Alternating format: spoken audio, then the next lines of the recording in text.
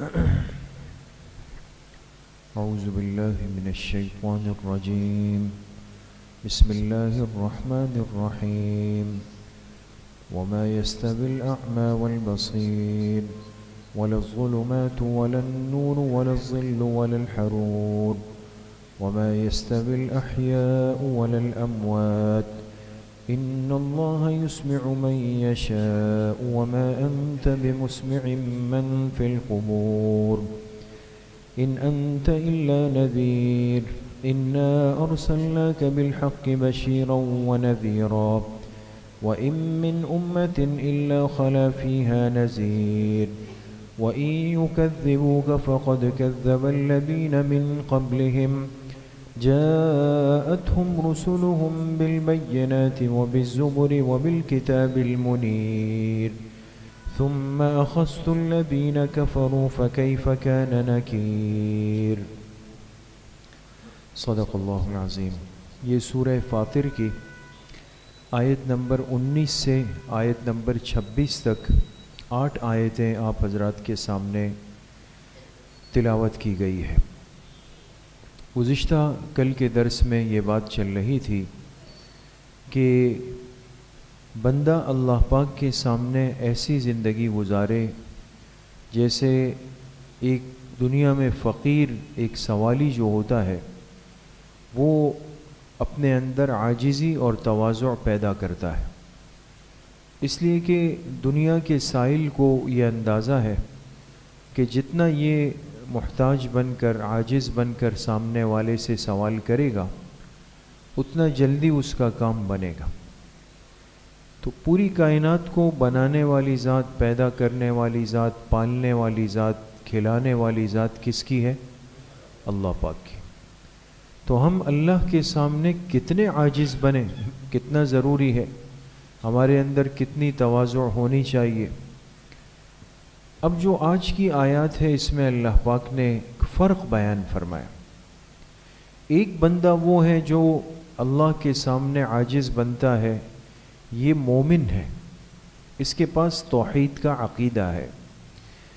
ایک بندہ وہ ہے جو دنیا میں زندگی گزارتا ہے لیکن اللہ کی قدرت کا، طاقت کا انکار کر کے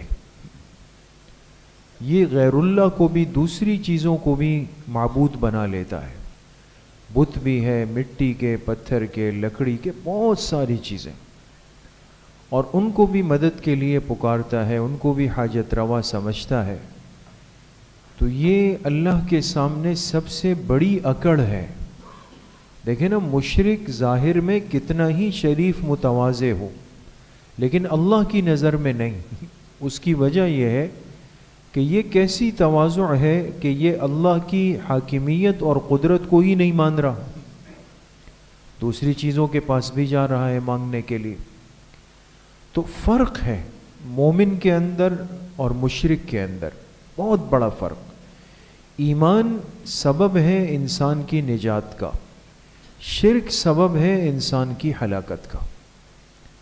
اب یہ بات انسان کے ذہن میں کیسے بیٹھے گی، اس کے لیے اللہ پاک نے مثال دی، اور مثال بھی وہ دی جو انسان اپنے ذہن سے سمجھ سکتا ہے.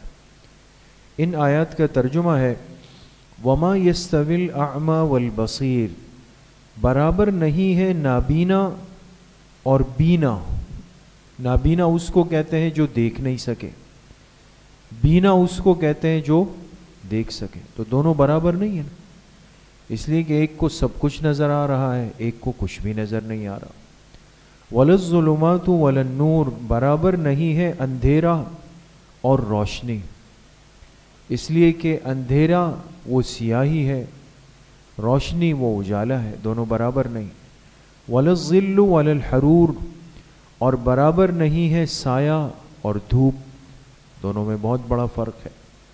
لیکن یہ مثال دی اللہ پاک نے کہ اگر انسان دنیا میں کبھی یہ نہیں کہہ سکتا کہ بھئی سیاہ اور سفید برابر نہیں، اور دھوپ اور چھاؤں برابر نہیں ہے، روشنی اور رات برابر نہیں ہے، ہر انسان اس بات کو سمجھتا ہے.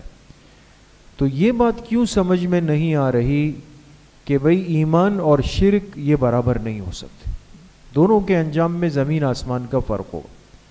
وما یستوی الاحیاء ولا الاموات، اور برابر نہیں ہے زندہ اور مردہ۔ زندہ سے مراد کون ہے؟ مومن ہے، اور مردہ سے مراد کون ہے؟ مشرک ہے۔ دیکھیں اللہ پاک نے بھی سمجھاتے ہوئے تشبیہ دی کہ مومن کی مثال ایسی ہے جیسے زندہ، مشرک کی مثال ایسی ہے جیسے مردہ، فرمائے دونوں برابر نہیں۔ ان اللہ یسمع من یشاء، بے شک اللہ پاک ہی سنا سکتے ہیں جس کو اللہ چاہے، یعنی سنانے سے مراد وہ سنانا جو سامنے والے کو نفع دے، نفع دے دے، ایسا سنانا جو سامنے والے کو فائدہ پہنچائے، یہ تو صرف اللہ کے حکم سے۔ وما انت بمسمع من فی القبور، اور آپ ان کو نہیں سنا سکتے جو کہ قبروں میں ہے۔ کیا مطلب؟ جو شرک کے گندگی کے اندر پڑے ہوئے، آپ ان کو نہیں سنا سکتے۔ ان انت الا نذیر، بے شک آپ کے ذمے تو ڈرانے کا کام ہے۔ انا ارسلناک بالحق بشیرا ونذیرا، بے شک ہم نے آپ کو حق دے کر بھیجا ہے خوشخبری سنانے کے لیے اور ڈرانے کے لیے۔ وَإِن مِّنْ أُمَّةٍ، اور کوئی امت ایسی نہیں گزری دنیا میں، إِلَّا خَلَا فِيهَا نذیر، مگر اس میں ضرور کوئی ڈرانے والا آیا ہے۔ وَإِن يُكَذِّبُوكَ، اور اے میرے حبیب صلی اللہ علیہ وسلم آپ تسلی رکھیں، پریشان نہ ہوں، اگر یہ کافر مشرک آپ کو جھٹلاتے ہیں، فَقَدْ كَذَّبَ الَّذِينَ مِن قَبْلِهِمْ، تو یقیناً ان سے پچھلوں نے بھی اپنے پیغمبروں کو جھٹلایا تھا، انہوں نے بھی تکذیب کی۔ جاءتہم رسلہم بالبینات وبالزبر وبالکتاب المنیر، ان کے پاس بھی ان کے پیغمبر معجزات لے کر، صحائف لے کر، واضح کتابیں لے کر گئے تھے۔ ثم اخذت الذین کفروا، پھر ہم نے انکار کرنے والوں کو پکڑا، فکیف کان نکیر، پھر کیسی تھی ہماری پکڑ، ہم نے کیسے ان کو پکڑا۔ تو یہ آیت ایک مثال ہے اور ایک تشبیہ ہے۔ تشبیہ اس کو کہا جاتا ہے کہ انسان کو کوئی بات آسان کرنے کے لیے انسان کسی چیز کو پیش کر دے۔ اب بھئی مثال کے طور پہ آپ نے کسی کی بہادری بیان کرنی، آج اگر ہم کسی کے بارے میں کہیں کہ بھئی فلاں بہت بہادر ہے، تو کیا کہتے ہیں؟ بھئی فلاں تو شیر کی طرح ہے، کہتے ہیں نہیں کہتے؟ فلاں تو شیر ہے، بھئی شیر ہے۔ تو شیر کے ساتھ تشبیہ کس چیز میں ہے؟ بہادری میں، دم میں تو نہیں ہے نا، شیر کی دم ہے، انسان کی تو نہیں ہے۔ یہ بھی سمجھنا ضروری ہے نا، یہ ایک علمی مثال ہے۔ انسان کی بہادری کو سمجھانے کے لیے شیر کی مثال دی جاتی، انسان کی حماقت کو سمجھانے کے لیے بھئی فلاں گدھا ہے۔ تو اب ظاہر سی بات ہے کہ اس گدھے سے مراد گدھے والے کان تو مراد نہیں ہے، بلکہ ایک حماقت میں تشبیہ دینا مقصود ہے یہاں پر۔ تو اسی طریقے سے اب اللہ پاک اس انسان کو سمجھانا چاہتے ہیں اور آپ علیہ السلام کو تسلی بھی دینا چاہتے ہیں۔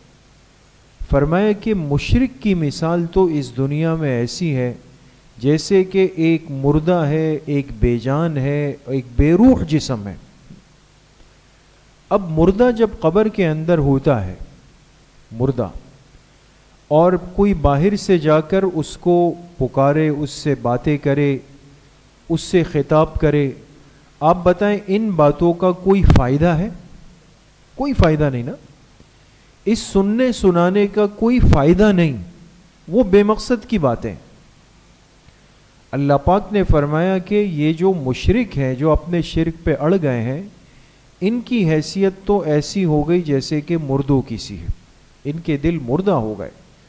لہٰذا اب آپ کی اتنی دعوت، اتنی محنت اور اتنی کوشش، اتنی باتیں، یہ ان کو فائدہ نہیں پہنچا سکتی، اس لیے کہ ان کے دل پر مہر لگ گئی ہے، یہ ہدایت سے محروم ہو چکے ہیں۔ بات سمجھ گئے دوست؟ تو اب دیکھیں اللہ پاک نے سمجھانے کے لیے ایک تشبیہی کلام پیش کیا۔ بعض دفعہ اس سے بات آسان ہو جاتی ہے کہ بھئی جس طرح ایک انسان قبرستان جاتا ہے اور قبرستان میں بہت ساری قبریں ہیں، تو بھئی ہم قبرستان جاتے ہیں اس لیے کہ اپنے مرحومین کو ایصال ثواب کر لیں، ہے نا، مسنون طریقے سے وہاں کی حاضری سنت ہے۔ تو آپ دیکھیں انسان جب قبرستان میں داخل ہوتا ہے تو سب سے پہلی سنت کیا ہے کہ بھئی کون سی دعا پڑھیں؟ السلام علیکم یا اہل القبور یغفر اللہ لنا ولکم انتم سلفنا ونحن بالاثر وإنا ان شاء اللہ بکم للاحقون۔ اب یہ جتنی دعا قبرستان میں داخل ہونے کی مسنون ہے نا، سنت دعا ہے، آپ اگر اس کے ترجمے میں جائیں تو سب میں خطاب ہے، اے قبروں والو تم پر سلام ہو، تم پر سلام ہو، اللہ تمہاری مغفرت کر دے، تم ہم سے آگے چلے گئے، ہم تمہارے بعد آ کے تم سے عن قریب ملنے والے۔ دیکھیں جتنے اس دعا کے الفاظ ہیں نا، اس میں اگر آپ غور کریں سب خطاب کے صیغے ہیں، خطاب جس میں گویا کہ سامنے کوئی بیٹھا ہوا ہو، وہ صیغے ہیں۔ لیکن یہ دعا آپ علیہ الصلاۃ والسلام نے امت کو سکھائی ہے، منتقل کی ہے، لیکن اس کے باوجود بھی کوئی انسان یہ عقیدہ نہیں رکھ سکتا کہ میں جب کسی قبر پہ جاتا ہوں تو میرے اس باتیں کرنے سے، میرے اس بولنے سے اب اس صاحب قبر کو میری باتوں کا کوئی فائدہ پہنچ جائے گا یا وہ اندر سے مجھے جواب دے دے گا، یہ نہیں۔ ہاں باقی رہا یہ عقیدہ کہ آیا یہ مردہ جو قبر کے اندر ہے اس کو آواز جاتی ہے، یہ سنتا ہے نہیں سنتا ہے، یہ سماع موتا فی القبر کا ایک الگ مسئلہ ہے دوستو، سماع الموتا کا۔ اور بخاری شریف کے اندر روایت موجود ہے، صحیح بخاری جلد اول کے اندر آپ علیہ الصلاۃ والسلام نے فرمایا کہ جب تم اپنے مردوں کو دفنا کے واپس جاتے ہو تو وَإِنَّهُ لَيَسْمَعُ خَفْقَ نِعَالِهِمْ، یہ جو مردہ ہے یہ واپس جانے والوں کے جوتوں کی آواز بھی سنتا ہے، یہ الفاظ بھی موجود ہیں وہاں پر۔ تو مقصد کیا ہوا کہ قبر میں مردے کو آواز جاتی ہے یا نہیں جاتی، یہ مسئلہ تو اختلافی ہے۔ ایک روایت سے یہ ثابت بھی ہے، صحابہ اکرام کے دور سے یہ مسئلہ اختلافی رہا ہے، لیکن میرے عزیزوں دوستوں بزرگوں اس بارے میں ایک ضابطہ اور اصول سمجھ لیں کہ وہ مسائل جو خیر القرون سے اختلافی چلے ہیں اس زمانے سے، ام المومنین حضرت عائشہ رضی اللہ عنہا فرماتی ہے کہ سماع موتا ثابت نہیں ہے، حضرت عبداللہ ابن عمر رضی اللہ عنہ فرماتے ہیں کہ سماع موتا ثابت ہے، دونوں بڑے درجے کے صحابہ ہیں، ایک ام المومنین ہے اور ایک بڑے جلیل القدر صحابی ہیں۔ اب صحابہ کے اندر اختلاف ہو گیا تو علماء نے اس کا ضابطہ یہ لکھا کہ جب کسی مسئلے میں خیر القرون کے اندر اختلاف ہو جائے تو اس کو اسی کے درجے کے اندر رکھا جائے گا، اس سے آگے نہیں بڑھایا جائے گا۔ لہٰذا اب علماء کے بھی دو طبقے، ایک طبقہ کہتا ہے کہ ہم جب جاتے ہیں قبر پہ سلام پیش کرتے ہیں سنت طریقے پر، یا جتنا ایصال ثواب فاتحہ کرتے ہیں تو ان کو ادراک و احساس ہوتا ہے، علماء کا طبقہ ایک۔ دوسرا طبقہ کہتا ہے کہ نہیں، صاحب قبر کو کوئی آواز اندر نہیں جاتی۔ یہ ایک علمی اختلاف ہے، یہاں تک رہے گا، لیکن جو حضرات جواز کے قائل ہیں وہ اس درجے تک قائل ہیں بس۔ اب اس میں میں کھینچتانی کر کے یہ کہوں کہ جی وہ سنتا بھی ہے اور وہ کبھی کبھی باہر بھی آ جاتا ہے، وہ مجھ سے سلام بھی کر لیتا ہے، وہ اندر سے چاہے تو بہت کچھ بھی کر سکتا ہے، یہ تو اس دنیا میں کسی نے بھی نہیں کہا ہے دوستو، یہ تو 100% غلط بات ہے کہ ہم قبر کے اندر رکھے ہوئے موتا کو اتنا تصرف اور اختیار دیں کہ جی وہ سب کچھ اس دنیا کے اندر کر رہے ہیں، کر سکتے ہیں، فریاد رسی کر سکتے ہیں۔ یہ سب چیزیں دوستوں لغویات ہیں۔ تو عقیدے کو اس بنیاد پہ مضبوط کرنا بہت ضروری ہے۔ قبور پہ حاضری دینا، قبرستان حاضری دینا، اپنے مرحومین کی قبروں پہ جا کے حاضری دینا، آج اس مسئلے کو بھی علماء سے ضرور سیکھنا چاہیے۔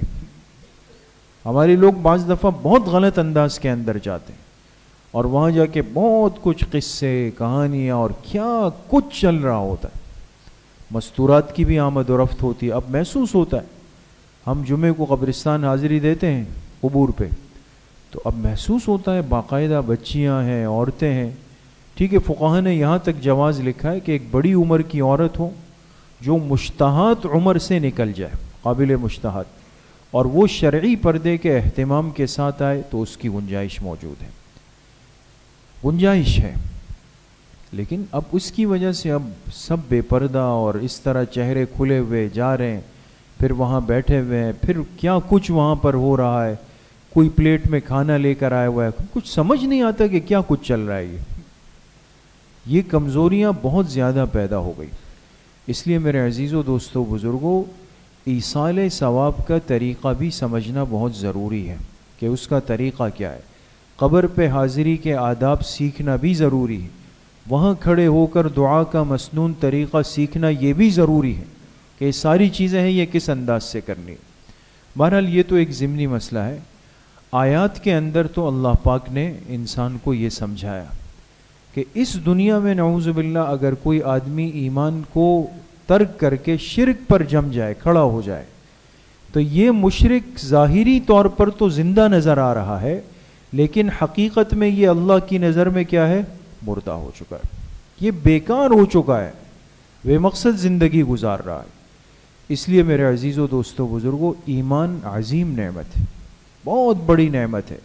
آج ایمان کی نعمت ہے تو بہت ساری چیزوں کو ہم مانتے ہیں، اس کے منتظر ہیں، اس کی وجہ سے حلال و حرام میں فرق کرتے ہیں، اس کی وجہ سے کسی کا حق مارنے سے اپنے آپ کو بچاتے ہیں، اس کی وجہ سے ایک محتاط زندگی گزارتے ہیں۔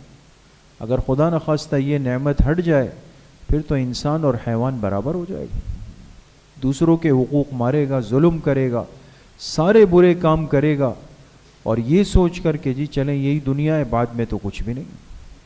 تو بہت بڑی اور اصل زندگی آگے آ رہی ہے۔ اصل ہمیں یہاں رہ کر کے اس کی تیاری کرنی ہے، اپنے ایمان کی قدر بھی کرنی ہے، اس کی حفاظت بھی کرنی ہے، اس کو مضبوط بھی کرنا ہے، اور اس کو اعمال صالحہ کے ذریعے سے خوبصورت بھی بنانا۔ تو کریں گے انشاءاللہ۔ اللہ کریم مجھے بھی آپ سب کو صحیح عمل کی توفیق نصیب فرمائے۔ الحمدللہ رب العالمین، والصلاة والسلام علی سیدنا و مولانا محمد وعلی